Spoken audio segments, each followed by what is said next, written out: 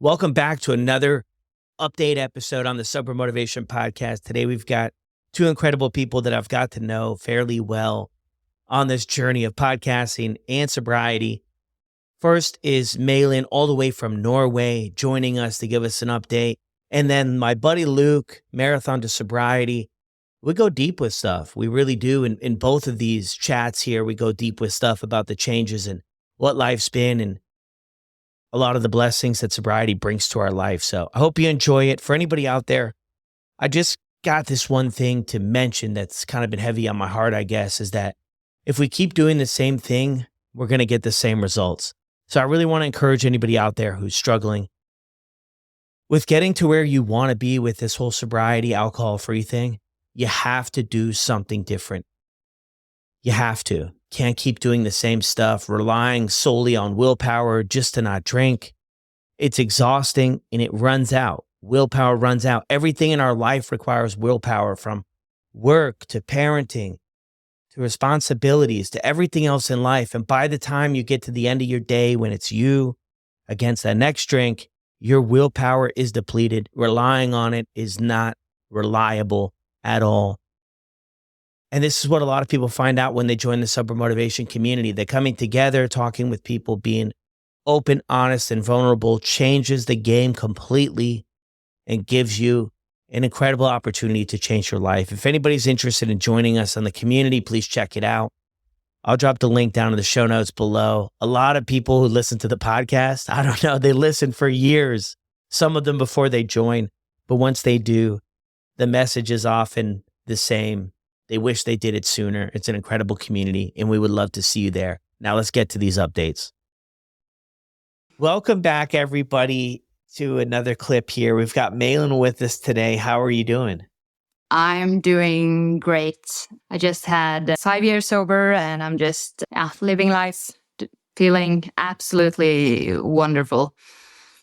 Yeah, incredible. I mean, huge congrats, too, for 5 years. And anybody who caught your episode on the podcast will understand how just amazing that is for you to where you were in life. For anybody who didn't get a chance to catch your episode yet, give us sort of the Cliff Notes version of how things were for you at the end and how important celebrating 5 years is to you. Well, at the end, back in 2019, I knew 100% that I wasn't going to survive much longer.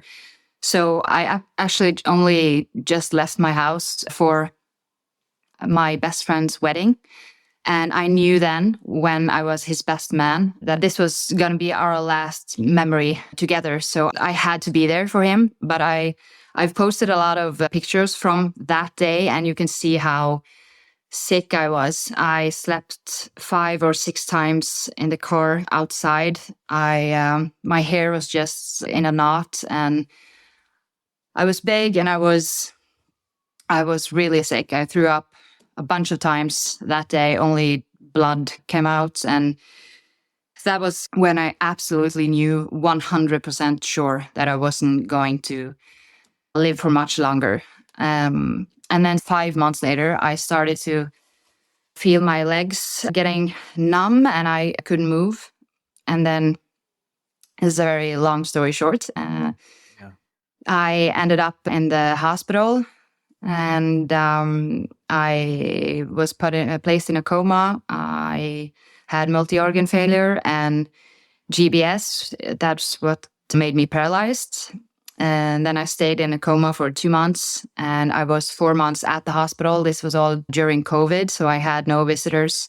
And I woke up to this pandemic named after a beer. So I didn't believe it. I didn't believe this world I woke up to was real. And started slowly getting back my mind. That was the worst part. And the nerve pains. I didn't believe anything. I didn't know where I was. I hadn't seen my loved ones in 4 months. And in June, when I really knew that I was sober for the first time in 7 years, I just went all in. I was so happy. And at that time, I was still paralyzed. I was very overweight. I was bald because they cut my hair off at the ICU. But at that time, when I met my loved ones again, I knew that I was actually sober, that it was not just something I had hallucinated. I just thought, I remember thinking, it can't get better than this. This was this was my reward, even though I had to be paralyzed for the rest of my life. It could not get any better than this. And obviously it did, but that was how much it meant to me to be sober. It mattered more than anything, even me walking. Well, even reflecting back on your story too, I mean, it was something that felt, I don't know if impossible is the right word, but Yes. it did for your life, right? A Mm, life without drinking yeah. wasn't It was, really on the realm. no, it wasn't. I thought I was too far gone. I had started writing letters to my loved ones. My liver doctor, I saw him once a year. In 2019, the fall of 2019, he just told me that we weren't going to see each other next year for our annual appointment. And I knew he was right. I just waited actually to not wake up. Every time I closed my eyes, I just thought this was it. I wasn't going to wake up. I had just vomited blood by then, 6 months or so, every day, several times a day, and my body was just so broken. Yes. So yeah, I am grateful every day for my new life. Yeah. In 5 years too. I mean, how did you go about celebrating that? And I'm also interested too about, well, what's the reaction from those around you, your family and your loved ones too, about how this journey has come together for you? Well, they are very proud and very happy. They also didn't think I was going to survive, especially when my multi-organ failure happened. And they were all told that I wasn't a candidate for a new liver. Um, um, but now, the past 5 years, they've been super supportive, like they have always been. Even in my drinking years, they have always been there, always cheering me on. And they are just so happy and proud. And they love to celebrate those days with me. So I had actually 5 celebrations so that everybody could join in, because they all have different jobs. And so, yeah, Wow. I had to celebrate 5 times so that they could all celebrate with me. Yeah. Wow. That's incredible. Yeah. Um, I remember too. I remember it vaguely with not all the details, but I remember when we've chatted before. I think about Christmas and about the holiday and Mm. about that being so special to you. And just like this too, right? I mean, something maybe on a little bit of a deep level there is like, what have you really learned about yourself throughout this, right? Because alcohol, when it's involved, I mean, I don't know that we're really feeling those emotions on a deep level and it's really numbing. And then when we step away from it, we start to get more awareness and maybe in there, there's no escape in a sense anymore from what's going on. I mean, what's been your experience with that? It's been a process. I had to learn how to walk again and everything. I also had to learn how to be me again. I remember the first time I didn't have visitors, as I said, for a long time, and then the first day where I was allowed to have my brother, my best friend, and my mother come visit me, I was just so happy that I forgot to think about that. They hadn't seen me sober in a very long time. So right before they came through the door, I was like, oh my God, how did I used to be? How I didn't remember who I was without the alcohol. And that was a learning curve. I remember also my first phone conversation. It took me 2 months to call someone because I didn't know how to speak on the phone sober. I was just total reset button. I just had to learn everything over again. And just this sense of confidence you get from the alcohol, even though I was so sick, I was never scared to talk to people or in social settings, and everything was just reset when I got sober. I had to learn all over again how to just speak to people or go outside and do things sober. And that was really strange, but in a very good way. But it was a lot of nerves, and I'll go to like parties sober, and it's been a very learning curve, but it's a very fun one. I'm always very proud when I do something like this. So it's been fun. It's been very like in the past 5 years, they have been hard. I've been working hard, but I've learned a lot, and I wouldn't trade it now. I love that, how grateful I am for every single little thing that everyone else takes, not everyone else, but a lot of people take for granted. Just getting up from the couch or just waking up without having to drink. And so I love my journey. I really do. I love learning all this all over again.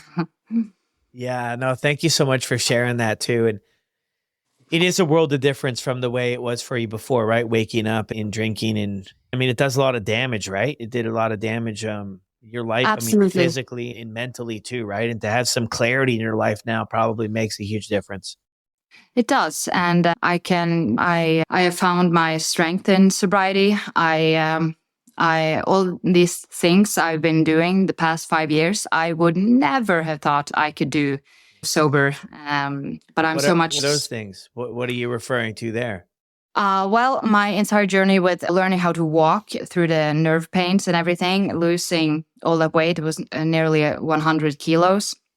My surgeries to remove loose skin, just to pay it forward. I remember the first time I was in the media, I was just going to meet this journalist, and I was like, oh my, I just panicked because my story was going out there, and it was a stranger in my house. And I remember I had such butterflies for all of this to go public, like in the entire Norway.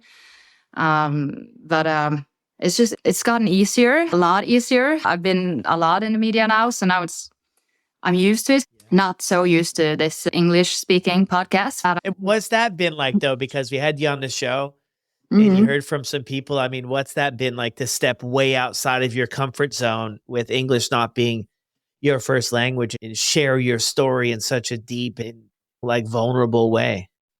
That was that was a new one. I was really like excited when people in my friends, my family, in my country listened to it. I got great feedback. I did. But it is weird because we have this accent, but it's been just amazing. I have this book where I've written down like accomplishments over the years. And I have your podcast in like huge letters because it was so out of my comfort zone because of the English and the telling my story. And it's been great.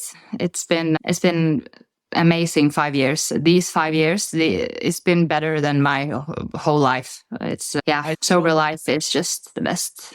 Yeah. It was so true. So true. And I take away a lot of stuff from your story and hearing your story and knowing you and just connecting. And we had you in the community too, to share your story. I take away so much. But I think one of the things I really take away is obviously your level of gratitude, but also your level of gratitude to where you don't want your story just to not serve a purpose. Like you want that pain and in everything, that hopeless place you went through, to maybe help somebody else just give it another shot or just to keep going.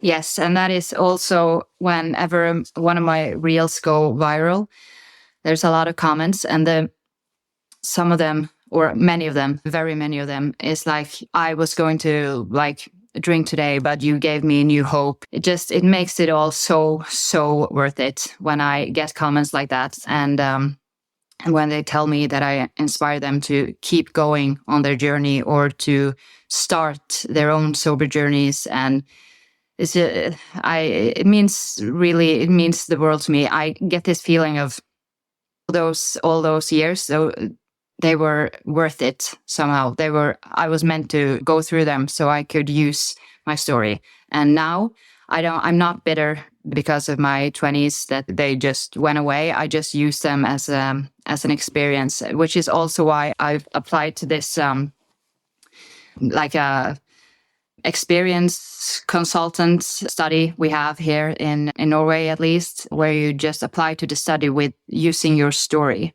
So you can work in rehab and yeah, I get the answer to that in April. I hope I get it. That's a year study. Wow, that's And, incredible. Yes. And I know, but we chatted before too, that you've been working to help others too, in Norway too. Share a little bit about that, right? Because I think it's one thing to have it on the reels, right? I mean, of course, that's beautiful to be able to do that, to see somebody in person and have that impact on them too. I mean, that's cool in maybe a different way. So what's that been like for you? That's been amazing. The last year, that's been the best one. Job training of sorts in at a facility, and I was so scared that first day. I remember I didn't sleep for like 48 hours, and I just lay thinking like, what am I doing? Why am I thinking that I can go and do anything productive? And I hadn't been working since 2012. And I was so scared. I can't even tell you. There was so many butterflies. Yeah. And then it's just, I'm so in love with that place. I absolutely love my job and my coworkers and the beautiful humans staying there. And actually, after a week of working there, a newspaper, I was at the cover of a newspaper, and they got that newspaper there. So they all learned about my story that way. I hadn't told them anything. So I was at the cover, and they were all, "That is you on the cover." I'm like, yeah. And then they learned about my past that way. Wow. So it was actually very funny. So yeah, I love working there. I love that place. They have been all so kind to me, and yeah, and they know my story, so they know that I know that it sucks. Yeah, what it's So, like, right? But also how to also the getting out of it is so possible. Just thinking too, like, what are some things that you've really leaned on to help you out? I mean, I get this sort of theme in your story from now and from before. I mean, doing hard things is something that's important to you, to like push forward and do stuff that, like this, right? You're getting the butterflies and like recording the podcast, taking this job, being in the newspapers, doing all this stuff that maybe you didn't see as possible for your life has become important to you because you realize you got to get out of your comfort zone to really grow. What else stands out to you as like really important things that might help other people on their journey? Well, I do have this immense gratitude, and I do believe there is a reason I had to go through this. I've also had a lecture at the hospital that I was in, and I all the feedback that they give me, that it helps them with with future patients, especially how we're treated so often. It's become this like life goal. I think I was meant to do this, and I know how other people can learn from us, and it's so important, if you're comfortable with it, to share your story. And there will always be people out there who thinks that they are totally alone, and I did, because I drank so much. I always got told that they had never met anyone who drank as much as I did.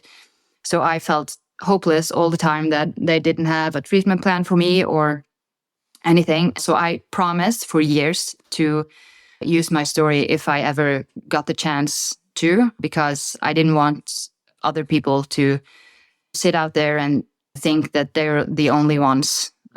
So when I was that close to dying, I believe it's hope for everyone struggling. And I really want them to know that, because I wish that I knew when I was drinking.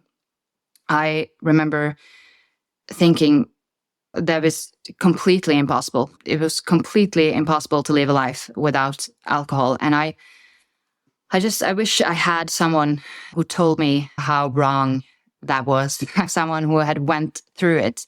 My psychologists and my doctors, they were amazing, many of them, but they hadn't gone through it. They hadn't felt it on their bodies, and so I didn't listen to them. I wish I had someone who told me that it is not only possible, but it's a so much better life. It's just this amazing life that I never ever thought possible. I could never have imagined this, how this would feel, because I thought I couldn't live without alcohol, and that was, yeah, so totally not my voice. It was the voice of my addiction just trying to keep me there. And I wish someone told me that voice is fake. I wish I had someone like that. Yeah. Yeah, that's so true. I mean, it helps for other people that have been through it to help us. You talk with a lot of people too and ask them if they had anybody in their life that was sober, like to role model that because it can feel scary, right? Like that's boring or the fun's over. All these sort of beliefs we have around what quitting alcohol looks like. And then when we do it, it's like, oh, we start to chip away at all of those beliefs to realize like, this is so much fun. Like we're so much more connected. We're enjoying life. And of course, like things are challenging, but I don't know if, for your situation, if you're ever going to come up against stuff often that's going to be like the way it was for you, where you go in to meet with your doctor and you're wondering when the next appointment is. And he was like, there's no need for another appointment. And you guys, I kind of picture that as you guys had like this unspoken understanding of the whole meaning behind this, because that would be a really tough thing to go to. You can feel it. I can feel it, the gratitude that you have for life and how important it is for you to go out there and continue to do the hard thing, because sharing our stories is tough at times, but continue to do that in hopes to touch somebody else. Yes. And it's just, if one person, if I can save one, it's all been so worth it. So I'm not bitter or anything. I'm just so grateful for my 20s. And that I never, ever thought I would say that in those hellish years.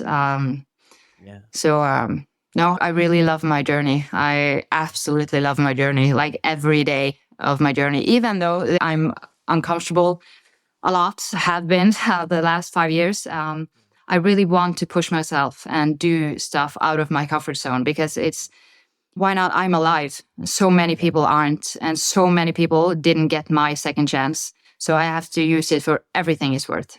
So that's my whole mantra. Yeah. So I just have to live, and I say yes to every opportunity to do something good with my story. Yeah, I love that. Anything else that you want to mention before we wrap things up? That's a good question. I don't think so. I've been, I talk a lot about this gratitude, so I guess if people get tired of hearing it, but I really want people to just really believe us when we say that a sober life is just, it's the best thing that I could ever have hoped to experience. And I hope so many other people get to experience it, and it's worth it. It's worth it in the end. It's a hell of a battle, but it's so worth it in the end. And I also think that this gratitude that I have, a lot of us have, I know that. And I feel like it's a reward for us to have gotten out through it to the other side. So we see the world differently in a way that most people can't.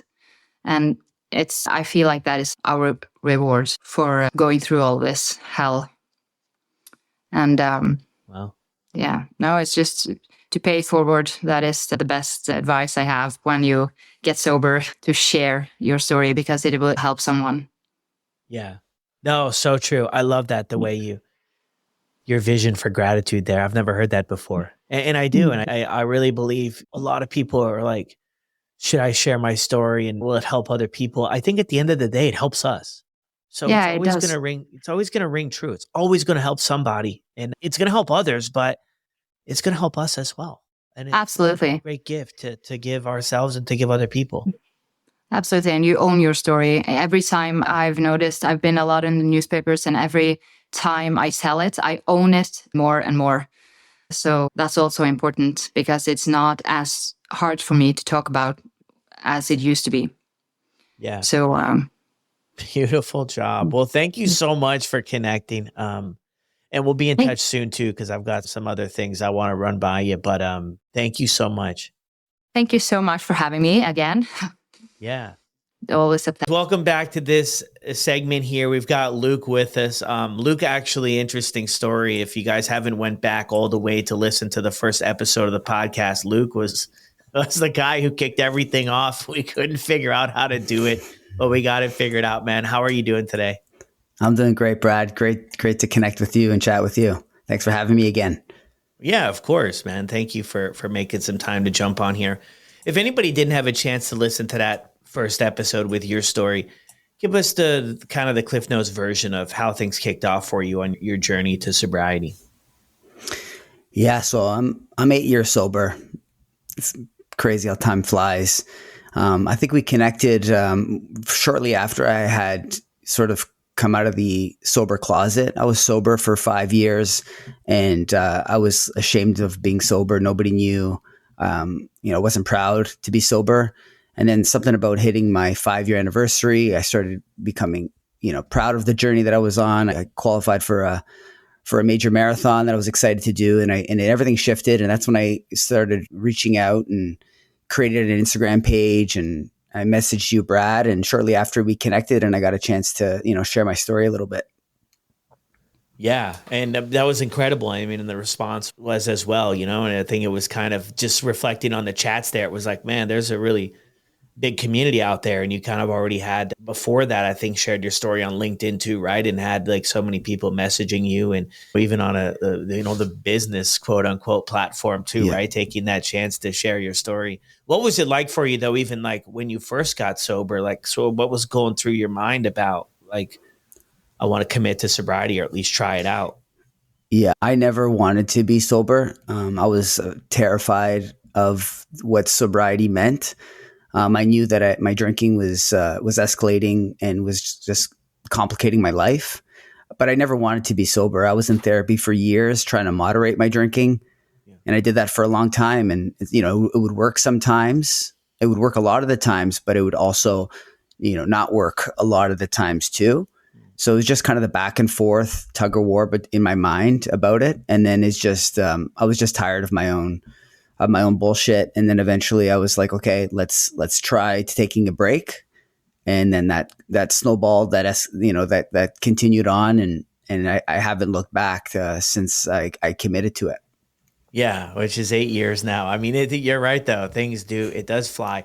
Interesting there that you touch on that too, right? Because I just have this hunch that a lot of listeners and a lot of people I talk to, and I'm sure you do as well, man, they're trying to figure out that moderation stage. And part of me gets it. Like, you have to kind of check off the box that maybe you tried. But like, I talked to so many people, and in my story too, that's way more difficult than actual like abstinence or sobriety. For me anyway. Yeah. What was your experience with it? Like that hamster wheel of like, because what you said too, I think also makes it a very confusing place to be. Because I share a similar story. Sometimes it worked out and it was like, okay, this was all right. But then things would blow up. I would always like end up blowing things up. It would be a bad night, bad weekend, take it too far, push it. And I hated those times, but I never really knew when that was going to happen type thing. Yep. But what was like your That's right. experience and thoughts for it? Same thing. I never knew what version of myself I would get. It was just the inconsistencies. Like a lot of the times it would be fine. But then, like I mentioned, there's that beast inside of me that once he's activated, it's hard to tame the beast. Like once he comes out, usually 2-3 drinks in. And then as my addiction progressed, it wasn't just alcohol anymore. It started becoming drugs too. And then once that became into play, then the drinks were sort of never enough. And then I would always think, okay, what's this other thing that's going to make tonight more fun? And then once I would dabble into that, then there was absolutely no stopping me. I could go 24, 48 hours, no problem. And it was scary. Like I was putting myself in some really scary situations, and I was just making my life way more complicated. And yeah, like I said, I was scared. I never wanted to be sober. But when I started taking some true reflection on what's been getting me into trouble, it was the drinking and the drugs. So when I stopped drinking, I stopped doing drugs. Yeah. Hard stop. Like I never used or craved using when I was sober. So if I open the door to having drinks on special occasions, birthdays, anniversaries, those types of things, if I keep the door open, I know eventually it will catch up, and eventually I will go back to the drugs, and then eventually I'm just going to really complicate things. So like you said, it's so much easier having 0 than it is trying to stop at 2 or 3. Like, why would I do that to myself? It's not fun. Yeah. And I even reflect back to like, if somebody told me that, I'm sure people did and I wasn't listening, but they're like, hey, it's easier to have none than to be trying to do this. But like, it truly is. It's so much easier. Maybe, in the beginning, obviously there's work that has to be done, but it is just a lot easier. You bring up the sort of the drugs thing too, and how drinking, I mean, I think in all areas of our life, we make decisions that aren't as beneficial when we do start drinking. I did this post up on Instagram, like 90% of the time things went sideways in my life, I was drinking or somebody else was. And without that in the mix, like things were okay. But, I had that sort of stretch too with the drinking and the cocaine. And it was a weird thing for me. But yeah, every time then when I was in that, when I would drink, we're at the bar. I thought I was so slick, man. Like nobody knows I'm popping into the washroom. I mean, I even got fired from a job. I worked at this place, Red Robin. It's a burger chain in the US, and they have an open kitchen, and they didn't have an employee washroom. So I'm flipping burgers, but I've got this cocaine habit on the side. So I'm going out to the customer washroom, like, I don't know, every half an hour. And so they called me in. It was devastating at the time, but you look back at it now and they called me in and I knew what was going to happen. So I never showed up. But it was a really interesting phase too, but I'll never forget, man, even on that tangent, I'll never forget. That was like really the only time in my life when I woke up and heard the birds, and I was so depressed and so anxious and so sad because you're still up and the birds are waking up at 4 or 5 in the morning. And I'm just like, I never want that again for my life, man. Yeah. I can relate big time. Just the anxiety that would come with that. It was just too much. I remember one time, one of my first jobs, I was working new home sales, selling new houses, nice subdivision. I also worked full time at the time at Staples head office. And so I was working basically 2 jobs, 9 to 5. I would work at this office, and then in the evenings I would go to this and sell new homes from the subdivision. So I was working 7 days a week. I was working Saturday, Sunday, and I was working Monday to Friday. And I would work Tuesday, Thursdays in the evening. So I was just burnt out working like crazy. And I remember one night I went out and I had to work in the morning, a Sunday morning. I had to work, I think it was like 10 a.m. and I was still partying. And I remember going to my friends. I'm like, fuck, I got to work in a few hours. Yeah. And I had so much stress and so much anxiety that I didn't know what else to do but to continue partying. And I just didn't show up to work, and I just didn't call anybody. And I disappeared. And I remember it was like the Monday that when everything was kind of coming together, I was like, holy fuck. And I made up the worst excuse of what happened. Yeah. And shortly after that, I stopped doing that, but I stopped working there. But it's scary. It totally takes grip. And then once it's gone, it's like so hard to stop. And I did that for years, Brad, back and forth for years, so a really long time. Yeah. And it's scary getting sober. It's so scary. It's like, what does my life look like? How am I going to socialize? How am I going to make friends? How am I going to have fun? All these things. Yeah. But as you know, Brad, you've been at this longer than me. It's the best thing. It truly is. It's like getting through the beginning and the adjustments and getting used to things again. Having that identity shift, getting to know you and prioritizing yourself. But then once you kind of have momentum, And the beautiful thing about today is there's such an incredible community online, in person. There's so many more people that are choosing not to drink for different reasons. And to just be a part of that, it's so uplifting. And you meet people that are doing it, that are enjoying their life. It's like, fuck yeah, let's keep going. Yeah. So it gets you fired up. Yeah. It does. It's all those times, man, that like I think I always knew I could do better and like I should be doing better and there was always that confliction with me about the way I grew up and the way I was raised. And like, the alcohol was one thing. It wasn't anything that necessarily a ton of people were like looking down on, but all of the other stuff that kind of came with it, it just kind of opened the door for everything else. Right. And then I feel like the alcohol always just lowered my standards that I had for myself. And it was just like, Big okay, time. let's get a little bit lower. And then when you get there, it's easier to go a little bit lower and a little bit lower. Big time. And then soon I think we find ourselves in a spot that we said, nah, I'll never end up there. And then we can find ourselves in that spot. Interesting though, I picked up on sort of your perception of what sobriety would be like, right? Because I think it's a really important role that has to happen in the process is about changing our beliefs around giving up drinking, getting sober, whatever it is, right? Starting the process, being curious about what else is out there. And some of your beliefs too, because I know with how you're brought up, French Canadian, right? And drinking being part of that, and a lot of those things. I mean, how did you start to chip away at sort of your beliefs of what, sobriety would look and feel like? Yeah, that took time. That didn't happen. That didn't happen overnight. It took a long time. And that's something actually that I struggled with the most is going back to, family, my roots, and just alcohol was just such a prominent thing that it was like going against the grain and not partaking. I struggled with for a long time. So it took a lot of patience. It took a lot of shitty moments and a lot of struggle and perseverance to keep pushing through. And then eventually when I got wind of all the benefits that I was seeing, right? My clarity, my confidence, I was doing better at work, in sports, and I got into distance running and I got pretty good at it. Like I started becoming proud. And once I was proud of what I was doing, I cared more about maintaining the growth and the progress than I did people pleasing. Because if you just simplify what that is, it's we're putting others ahead of us. We don't want to let them down. And that was me to the core for like my whole life. And for the first time, I started just being like, no, I'm going to prioritize me over you.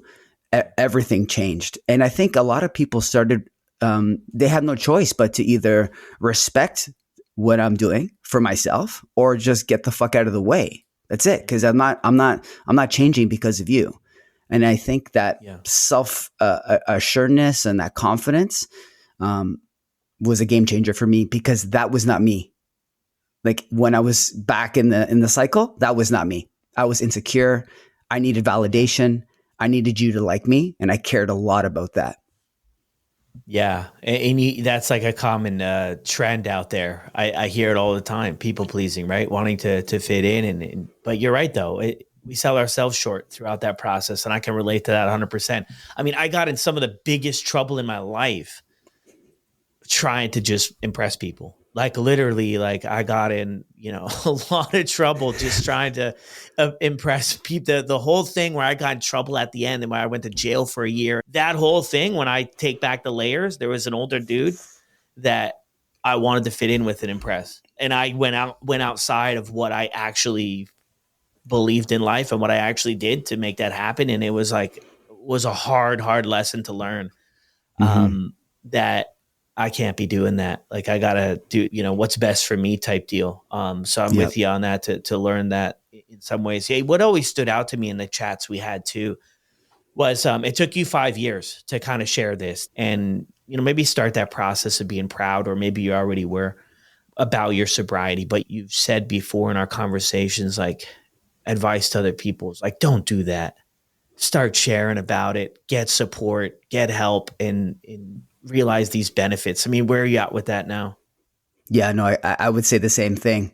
I mean, I don't have any regrets. Truly, I think everything happens, for a reason. Everything brought me to where I am today. And look, I'm happy where I am today. So I wouldn't change a thing.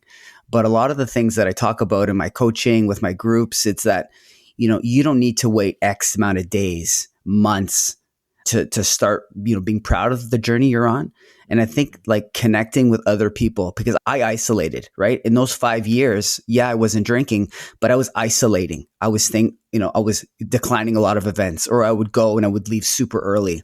And I didn't really have any other people in my life that I could relate to, that understood what I was going through. Even my wife, right? My wife still drinks, and nothing against that. That's good for her, but she doesn't have that like other gear that I have. So you go nuts, you drink, but she doesn't, like I said, she won't push it as far as I will. So I didn't have anyone else that I knew that I could lean on, that I could, confine in, that I could connect with. And then, like I mentioned, like once I hit that 5-year mark, I made that post on LinkedIn, I'll create an Instagram account. I started connecting with people like you. I started feeling I started feeling seen. I started feeling like I was relatable. I wasn't alone. There's all these amazing people that are at the same journey, and like everything changed. So my journey had like 2 chapters, really. I mean, probably a lot more chapters than that, but just 2 pivotal moments. One was where I was isolating, ashamed, private, and the second one where I was proud, loud, and just connecting with people. I've met so many people online that have really changed my life, and you're probably at the top of the list there, Brad. And there's a lot of people that I met in person as a result of this, right? Like I lead a run club, the Sober Strider Run Club. It's a sober curious, sober supporter run club.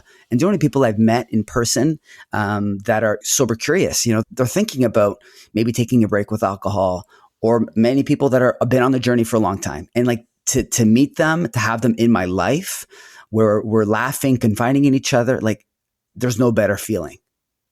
Yeah. No, I'm with you, man. It makes a world of difference, right? It makes a world of difference surrounding yourself with people that are not only on the same journey, but people that are also interested in growth. I think. I think people when you put down the drink, this magic happens when you stop drinking.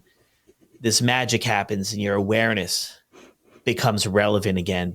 You become aware again. It's like, what else can I work on? What else can I improve? How can I lean into support? How can I be vulnerable? We see it all the time in our groups, right? I do, and I'm sure you do as well, right? That person comes on, it's their first meeting, right? They're not wanting to share, they're maybe hesitant, and then boom, they share, the door blows off the hinges, right? And it's like, when you see that, it brings me so much joy, because I know that process is going to start taking place. For once, they felt like they were comfortable with where they were at, and I think sort of that's always my approach. And I see a lot of that from you too. It's like, we're just meeting people where they're at. It's not that's like, right. And I love that we're connecting with people that are sober curious, right? Just to show them what it's all about. Like, there's nothing I can do personally to keep or get somebody sober. Like, that's an individual quest. I can help people out and support them, and other people can too. But I think it's so great to just kind of hold that space for people that are interested to have a look under the hood and kind of see what's going on here. That's right. Absolutely, Brad. You nailed it. I mean, I think we're very similar in that aspect. And the other thing too, that I know that we talk a lot about in our groups, and I think that's something that helps a lot too, is it's hard, eh? Like let's take a step back. Like, this journey is fucking hard. But I think that's what makes it so special, because if it was easy, it wouldn't be what it is. It's hard because it's worth it. Everything in our lives that we fight for, it takes time and patience. This is no different. So when you accept that it's really hard, you can also give yourself a bit of grace when shit doesn't go right. And what separates people who are getting after it versus people who aren't is their ability to bounce back when shit doesn't go right. It's like, okay, so what? Now what? Now what am I going to do? Today's a new day. And Brad, I hear you saying this all the time. It's one day at a time. It's a one fucking day at a time. And I hear you saying all the time, I'm not going to drink for today. I'm not drinking for today. And I hear you, your Instagram too. Who's not drinking today? Who's starting the new year sober? Like these, it truly is it's a reset, one day at a time, because you and I, Brad, as far along as we are on the journey, we're both one decision away from a different day, totally different week, and a totally different life. So we can't take it for granted. That's the enemy in the journey is complacency. I'm sure you've seen it with people you're coaching. I've seen it too. People think they have it. They disengage. Yeah. They do their thing. I'm good. I got this thing beat. And then they take it for granted. They're not staying connected or whatever they were doing that helped them. And then I hear back from them. Hey, Luc, things, I slipped a bit. It's okay. Hey, that happens. But like, let's get back to like what got you there. And it's not that we need to obsess about the journey. It's like, oh my God, I'm obsessing all the time, but we need to keep sharp. Yeah. Well, remain mindful of what we're on, right? And continue to work. It's so interesting you bring that up, Luc, because I've been thinking a lot about that too. And I look at it like a journey of, say a gym, right? You go to a gym every day, you get the muscle or whatever it is, whatever you were looking for, you achieve those goals, right? You get there. I don't ever hear anybody say, now I'm going to just quit going. Like you in that situation, if you want to maintain, you have to continue to show up and do everything else, right? With what your goals are. But yeah, it is sometimes in the sober journey, and this level of support that we get could change over time. But yeah, I don't know if it's ever like the right thing to just unplug completely and just kind of move on, because yeah, you do hear it happen. But I also love the approach too of somewhere along the line, man, I don't know where the whole psychology behind it, because I struggled with it too when I first started. Somewhere along the line, we feel like if we're on a journey of not drinking and we drink again, we've just completely failed. We throw in the towel. Everything was for nothing. And I have these conversations with people all the time. And it's like, hey, just because you drank again doesn't mean you didn't learn something. It doesn't mean you can't get back up, but we are so hard on ourselves to just say, forget about it. Let the shame take over, feel embarrassed, and not come back to what we were so plugged into before. And my thing is always for people like, what was, we can't go back and change it, but we got right now, we got to get back up and just put that stuff behind us, but it's that tough because, I was there and I go hide out for another 6 months, not say anything and dig a huge crater. Yes, exactly. And that's why keeping track of days is really cool. It worked for me. And I love the tracker. It's cool. But the downside with the tracker is if you do have a slip up and you do drink, say you had 60 days, right? Or whatever, 90 days, whatever you had, a week, and you drink, it's like the clock resets. And I say, fuck that. That's bullshit. Because all the growth and all the progress that you've showed for yourself, it doesn't just go away because you had a drink. Like you said, you learned about yourself. What happened? Let's figure it out. Let's, maybe what could I have done differently in that situation? Or what do I know more about myself because it happened? Because in my experience, right, coaching people, helping people, these things are an important part of the journey. Like you need to kind of have that sometimes, depending on the person, to like get closer to your truth. It's like, I know I can't touch that shit because I just did. And I just went right back to where I was. It's okay. You're not alone. Yeah. That shit happens. But it's like, get back up. Today's a new day. And that's why the days is great to talk about. It's awesome. But it's also like, be careful with that because I don't believe in the clock resetting at 0. Yeah. Yeah. It's so true. Yeah. That's sort of that's the flip side of it, right? If you track your days, some people too, I've heard people come at it like, say I drank one time this year, I got 364 days out of 365. However, I'm definitely not here to, invent the wheel or reinvent the wheel. Everything I do is to support people with their goals. And that's the way I go about things, because I could have my expectations for how everybody should, just get to this finish line here, which doesn't exist. And so it's to meet people with what are their goals. And then, I think that's the same way that you kind of approach things about what are their goals, and people are already hard enough on themselves. I think it's so important to encourage people and to pick people up and, share our own experiences. Like people see where we're at now. And I was thinking about this the other day because I introduce myself to people and sometimes they ask what I do. And I'm like, I do a podcast and like, whatever. And they're like, oh, well, what got you started on that? And if I get into the story, people look at me sideways. You're like, Yeah.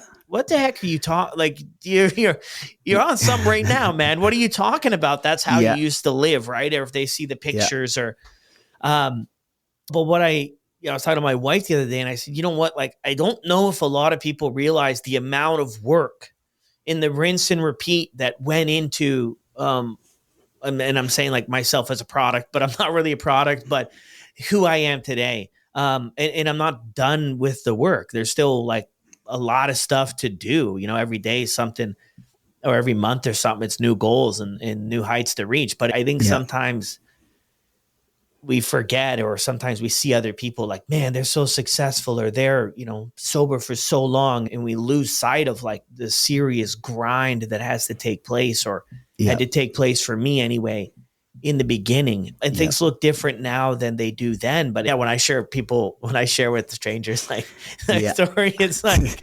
they're shaking their head. Like they don't believe it, because it just, and that's like my thing is like, people change, man. People change, make a difference. And it can happen no matter where you're at, where we have a guy inside of the sober motivation community. He's 69 today, actually. And he's been sober for like 40 plus years, just still plugging in. That's incredible. Because realizes how important it is not only to give back, but also to stay, in the game and plug into the conversation. Luc, anything else that you would like to share, for anybody, maybe a good takeaway for people that maybe struggling? Yeah. It's a fucking beautiful journey. It's a really special journey. Be proud, lean into it. The community is just, there's so many amazing people that are after it. And just because, you're choosing to be sober, drink less, be more mindful for your own journey, like have fun, like smile, like don't take yourself so seriously. I thought because I was sober, I had to be a fucking stiff ass, walk all proper, everything's like, fuck that. I go back to my childhood. I laugh more now than I laughed before. And I have more fun now than I've ever had. So remember that. It's a beautiful journey. Don't let anybody in your life, friends, family, colleagues, anybody in your life make you feel bad for choosing to prioritize yourself and feel good as much as you can. Don't let the noise get in the way, because listening to that noise is probably what got you into trouble in the first place. It got me into trouble. So if you're doing great, keep going. And like you say, Brad, let's not drink for today. Yeah. Love that, man. Beautiful. And it also stood out to me too about, just about getting back up. I've heard a lot of people like, it's never a thing, right? There's always that fine balance, like that balance about like maybe you had to learn something else, right? So maybe you had to go and drink and figure it out. It's not going to work. But you know what I have heard? A lot of people, after they get a little bit of time and then they do have a drink, they reflect back and they say, you know what? I needed that because I thought I could still figure it out. I really just kind of coming back around to that. I think that's a really important thing, is just to reflect. And I love that at the end too, right? We shared favorite quotes in the meeting this morning. And one of the quotes somebody shared was, other people's opinions of me are none of my business. And I think that's it's a really powerful thing, right? To just stay in our own lane and do what we know is best for us, despite what others think. We already did that. We've already done what everybody else wants us to do, and it ended us up in a tough spot. Thank you, Luc, so much.